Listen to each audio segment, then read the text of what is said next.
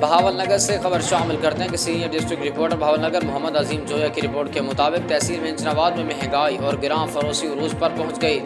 अशिया खुर्दनोश की कीमतों में होशरबा इजाफा। वेंचनाबाद इलेक्शन 2024 के निकात की वजह से इंतजामी इदारे और मुतल्लिका ऑफिसर सरकार में मसरूफ रहे, जिसका नाजायज फ़ायदा उठाते हुए गिरां फरोशों ने दोनों हाथों से लूटना शुरू कर दिया है। वेंचनाबाद मेकलोडगंज और मंडी सादिकगंज में खुर्दनोश की अशिया जारी करदा सरकारी रेट लिस्ट के मुताबिक दस्तियाब नहीं। मज़कूरा शहरों में महंगाई और गिरां फरोशी उरूज पर पहुँच चुकी है। रोज़मर्रा इस्तेमाल की अशिया आम शहरी की पहुँच से दूर हो चुकी हैं। मजदूर पेशा और तनख्वाहदार अफराद की कुव्वत खरीद बुरी तरह मुतासर होने से उमूर खानादारी चलाना मुश्किल हो गया है। खुद साख्ता महंगाई की वजह से आवाम में शदीद बेचैनी और इज़्तिराब पाया जाता है। मटन, चिकन, बीफ, सब्जियां, आटा, दूध, दही, अंडे मनमाने रेट पर फरोख्त किए जा रहे हैं। मुतल्लिका इंतजामी इदारों को फौरी तौर पर नोटिस लेना चाहिए।